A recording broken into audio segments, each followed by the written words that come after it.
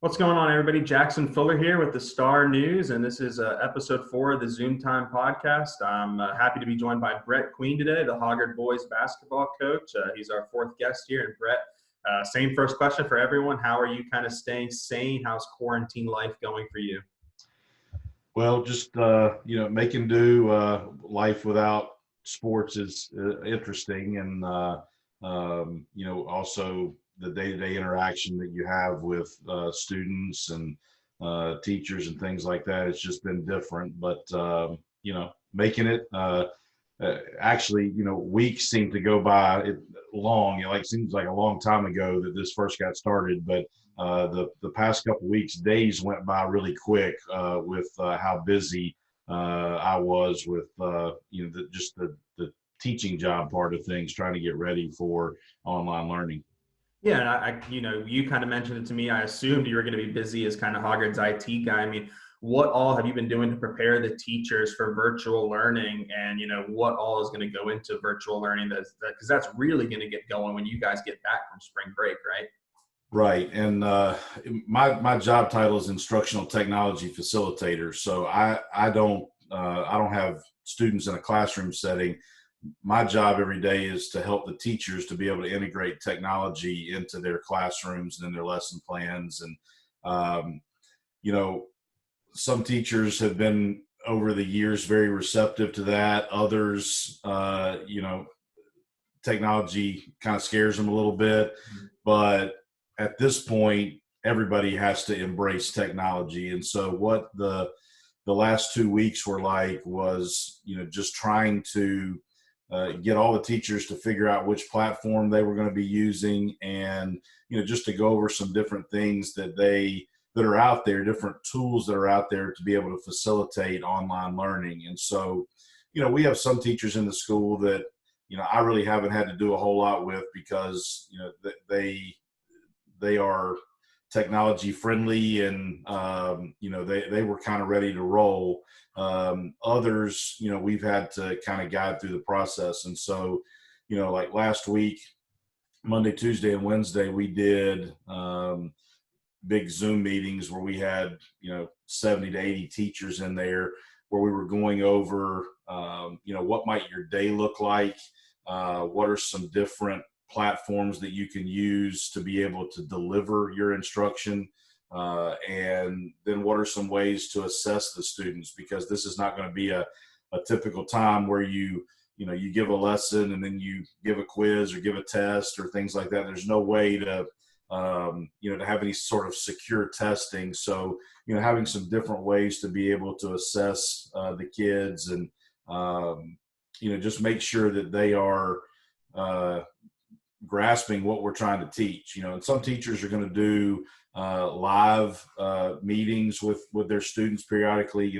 Our administration at Hoggard has kind of laid out a week, the way that it's not a meet with the same class every single day. And, we've got some office hours for the faculty, but, some of them are going to be doing some live instruction. A lot of them are recording their lessons, and the kids will just watch those, and then the teachers are available for office hours. So we had to kind of coordinate how to set up your office hours, how to have the kids be able to make appointments, just trying to get some structure, so that everybody's kind of ready when we come back from spring break. The last 3 days of last week were about trying to touch base with all your students, make sure that everybody was kind of connected, and then for us to be able to reach out to those that had not connected yet. So it's been challenging, but our faculty has been really good, and I think we're prepared as best we can be for getting started after spring break. The answer to this question just might be a flat out no, but is there anything that you can see that, maybe in your time getting ready for this virtual learning that's going to roll over, and when the kids eventually do come back to school might be something permanent that teachers can use on a daily or weekly or however long basis through that they might learn through this virtual learning time? Absolutely. A lot of the things that we're presenting to the teachers are things that that are always available for them to be able to use. They'll use it in different ways when you're back to face-to-face instruction, but one of my hopes is that the teachers that have not used a lot of technology in their classroom, and when I say technology, I'm not talking about just a computer or an iPad. I'm not talking about the device, but I'm talking about the using it as a method uh, to learn and to facilitate the instruction. Um, but my hope is that they will be more willing to use those things with the students. The students learn very well through technology, and so I don't think the students are going to have as much of a issue with this process as the teachers will. But nothing replaces face-to-face instruction. I had somebody ask me the other day, if this goes well, do you think this is going to change education? Absolutely not. Nothing replaces that face-to-face interaction. And, like I said earlier, I miss seeing the kids around. And, I was at school working the last couple of weeks. I won't be able to be there. I'll be completely remote starting next week after we come back from spring break. But it was just weird being in the building, not seeing people. And, a lot of our teachers were working from home already. Some of them were in the building. It was nice to have a little bit of interaction with people. But I don't think it will change education, but I do think that this can help some of the teachers to be more comfortable with technology tools when we come back. Yeah, awesome. Yeah, like I agree. I think the face-to-face, the value that comes with, being able to hold each other accountable, teacher to student, student to teacher, and just that ability to interact, when you're right there with someone, it's hard to beat, not only in teaching, but, in any form of learning, really, on the basketball court, on the football field, stuff like that. So let's talk some basketball. You guys are coming off a really great season, reached the fourth round of the playoffs. I think it was really clear to me in your second and third round win just how valuable that this experienced team and the veterans that you guys had really played a part in those two wins. I mean, what can you point to maybe on a basketball court that the senior leadership, or not even seniors, but just having guys that have been played a lot of varsity games really made this season so successful for y'all? Well, they just understood how to win. They understood what it took on a daily basis to be able to win.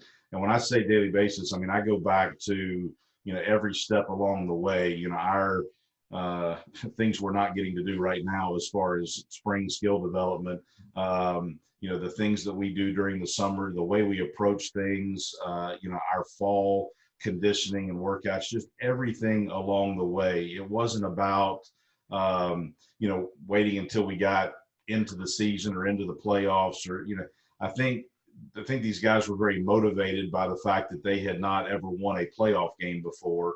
But, in order to put yourself in a position to be able to do that, you've got to approach things the right way. And I think our kids really embrace the process that we have to use at Hoggard in order to be able to be successful. And, it's been something that's worked for us, over the years. And, that leadership and experience that those guys, get. And, we tell our, we have individual meetings with all of our players in our program after the season's over. We didn't get a chance to do the JV ones before we, weren't able to be at school. But so our JV coach, Will Kiesler, and I did those virtually with the guys, as we've gone through the last couple of weeks. And, one of the things that we talk to them about is, especially the freshmen, you'll be amazed at how much easier things are doing something a second time. And, so then when you're doing it a third time and a fourth time,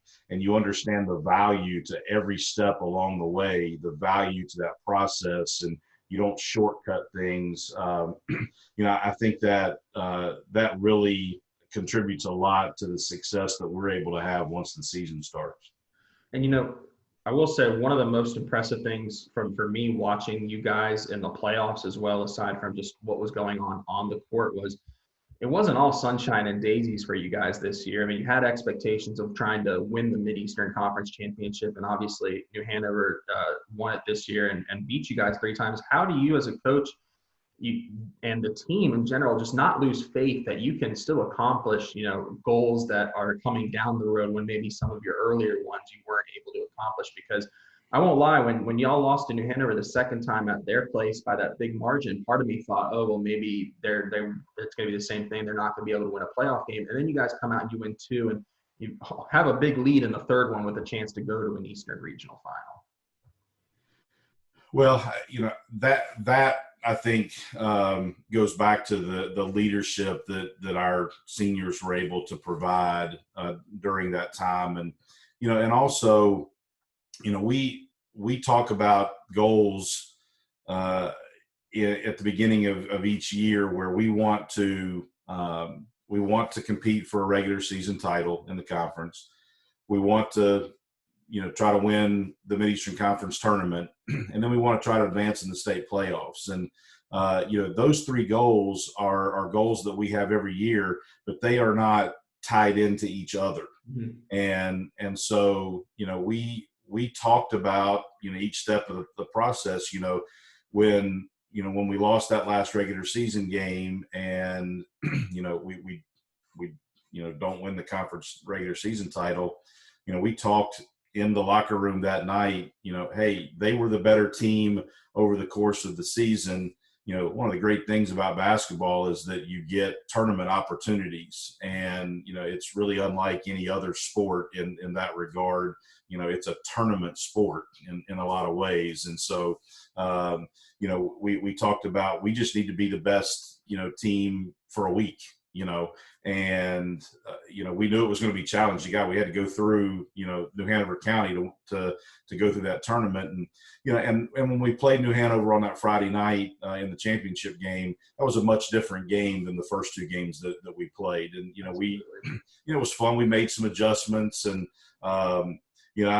we played some zone in that game, and which actually that idea was planted in my mind by a player on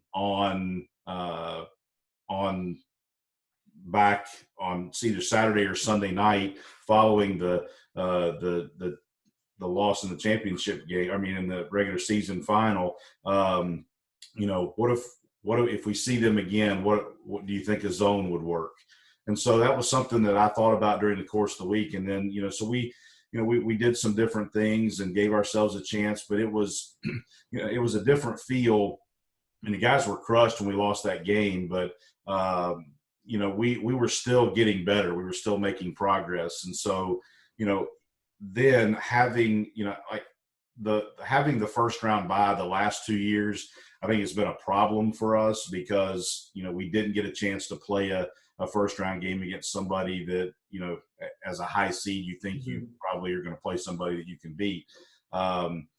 This year I thought it helped us to have those extra days after that loss to kind of, make sure that we were in a right place. And, I was worried about trying to beat a team for a fourth time in Laney, and, it was a tough game, but, in some ways, like, it probably was good for us that we were playing somebody that, our guys knew and, were fired up to play. It was a great atmosphere in there that night. And so, but I think the ability of our guys to, to be able to move forward, and be in the moment. We have some core values in our program, and one of them is the Greek word kairos. We were trying to figure out our core values as a coaching staff a few years ago, and we couldn't find an English word that really fit with what we wanted. And our associate head coach, Alan Cox, came up with kairos, which is a Greek word that kind of means we're talking about being in the moment. You don't want to miss an opportunity that's right there in front of you because you're either thinking about something in the past or looking to something in the future. You want to be right there in that moment, and you don't want to miss an opportunity that has the chance to define you. Mm-hmm. And for us, with this season, I think those playoff wins defined our season. And our kids being able to be able to not miss that opportunity because they were disappointed by something that just happened, I think was really important. And we don't ever want one game or games against a certain team to be what defines us. I mean, everybody makes a big deal about New Hanover games, but if we go, if we go 3-27, and the only wins that we have are over New Hanover, I don't think anybody's going to feel like that's a successful season. We try to treat each opponent, each opportunity, as a chance to get better, and I think our kids did a really good job of that this year. Yeah, absolutely. It was pretty evident once you guys got into the postseason just how focused they were on each individual game, because each individual game presented a different challenge. And like I said, the Lumberton game, I think they were the better team and they made that huge comeback. But the way that your kids executed early on, it was just evident that they knew the game plan. They just couldn't maybe execute that game plan over the course of the entire game. For you, you guys obviously lose some really good seniors this year, but you've got one kid, Brady Rankin, coming back who, in my eyes, turned from just a great, sophomore basketball player into one of the best shooters, any classification across the state, and he's developing so much more. What do you see is the next step for Brady's game? Well, one of the things about this year's team was that we had multiple guys that you had to pay attention to. A lot of times we had 5 guys out on the floor that could score. And I think, there were times where the other teams really focused on Brady. One of the things I've been talking to him about is that next year he will be the focus. So part of our job is we got to develop the other guys and get the other guys ready to be able to take some of that pressure off of him. But he's going to have to be able to, he's going to have to be able to advance his game in some areas other than just, shooting. Obviously he was a tremendous shooter. He scored in a lot of different ways. He's a great free throw shooter. He can get to the rim, but, some of the doing some things with the ball in his hands a little bit more, I think will be important. And, the thing about him is, he's working every day. He's one person that I don't worry about at all, finding ways to get better.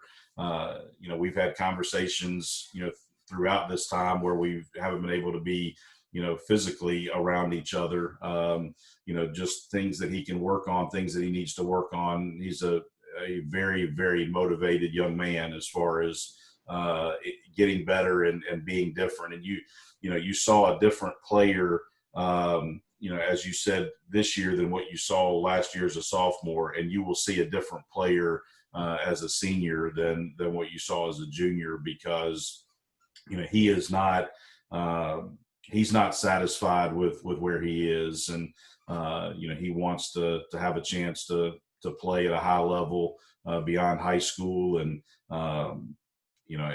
nobody's going to outwork him. And so it's going to be a challenge for us as a coaching staff to try to find different ways to help him to overcome what teams are going to try to do to him. Mm-hmm.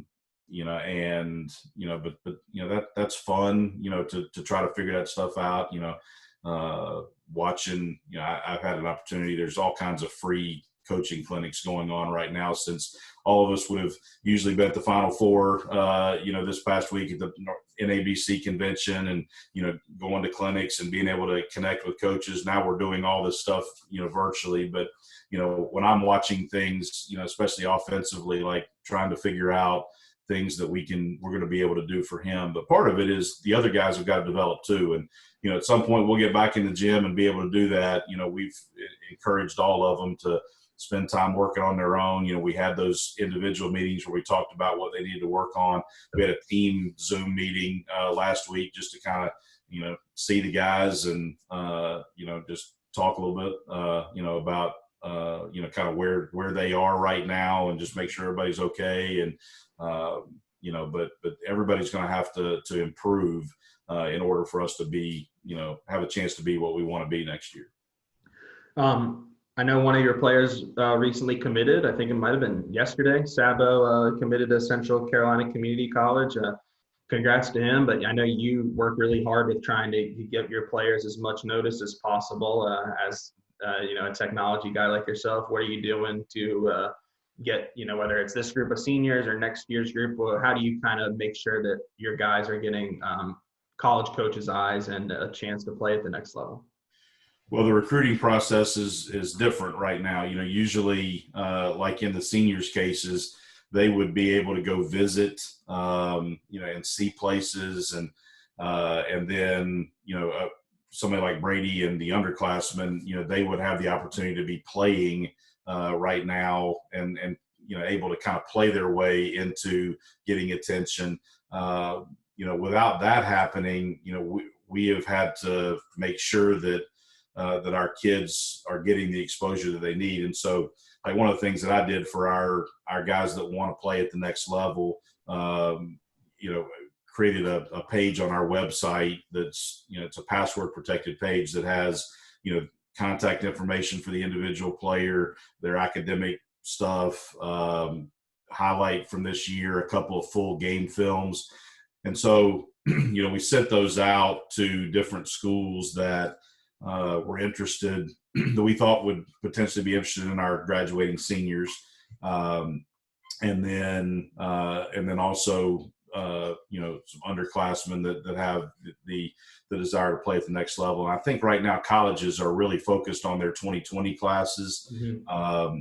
With all the transferring that goes on, they're trying to get their 2020 classes down before they worry about 2021. But like somebody in Brady's situation, like, I want to make sure that coaches know about him, so that whenever we get a chance, hopefully, to be back on campus in the fall and doing workouts, that, they didn't get a chance to see him in the spring, they can come, in the fall. And, I'm hopeful that, we could maybe do some stuff during the summer, but I'm also realistic that, right now I'm just hoping we start school on time next year. But in Sebastian's case, had some Zoom meetings with him and his mom to kind of talk through the process. Spent some time talking with the Central Carolina coach, and then, like, Sebastian usually would have been able to go to campus and kind of see it, talk to players and everything. And so, one of the things that asked the coach to kind of provide some contact information for a couple of players so that Sebastian could talk to the players. Mm-hmm. And then, once he had done that, and, we talked to some other coaches that had kids in the program, and just feel like it's a good fit for him. So it's different, but, we're doing the best we can to try to make sure that our kids are going to make the right decisions, and, trying right now to kind of navigate that process with Cam Blanks as well.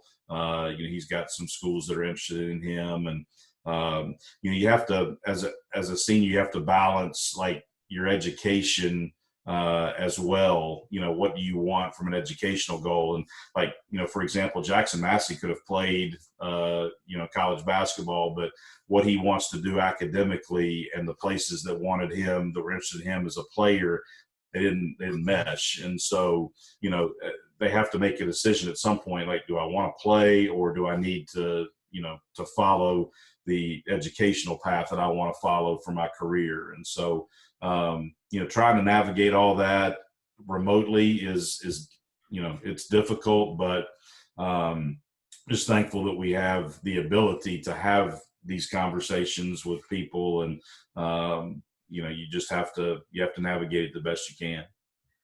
All right. So something that maybe not many people outside the Hoggard family know about Brett Queen is he is the play-by-play guy for Hoggard football, right? You do play-by-play or color commentary? Well, I do a little bit of play-by-play. It depends on Jonathan Everett's schedule. Jonathan's our PA guy for basketball and JV football, and he does a lot of the play-by-play. But I fill in when he can't be there, and I am always on the air. Sometimes I have to navigate that too with Jonathan Everett and Tony Stroud. Having microphones. You're the mediator for Tony sometimes. Yeah. How much fun is that? And is that something you always wanted to do? You've always had an interest in announcing? Well, Chris Manning had bugged me for a couple years about, we need to do these games on the radio, and, trying to deal with radio sponsorships and all that kind of stuff is crazy. And I finally was like, Chris, people that would want to listen to this, they're probably in the stadium. They're probably not a lot of people that are, sitting at their house or driving around in their cars that want to listen. I said, if we do this on the internet, we're going to be able to reach people that, family members that don't live in Wilmington, and, people that are, at the game that want to listen can do that. It's a little bit of a delay, but, so we finally decided that was the route to go. And, when we started talking about who was going to do what, and we actually all of them came over, we kind of took turns practicing and trying to fill what role we were going to have. And I had no idea how much fun it would be. We have had a blast doing that. Obviously, the whole crew, Johnny Adams, one of my assistant coaches, is a part of that crew as well. And, we all have a lot of fun together. We have a text group chat that that we're in all the time, but, we really have had a lot of fun doing that. And, the football program is really important to me. I mean, I've been at Hoggard for over 20 years. I think I've only missed about 10 football games in that entire time that we've played. And so we love being there and supporting, our program, and being able to bring that to people. And it's been a lot of fun.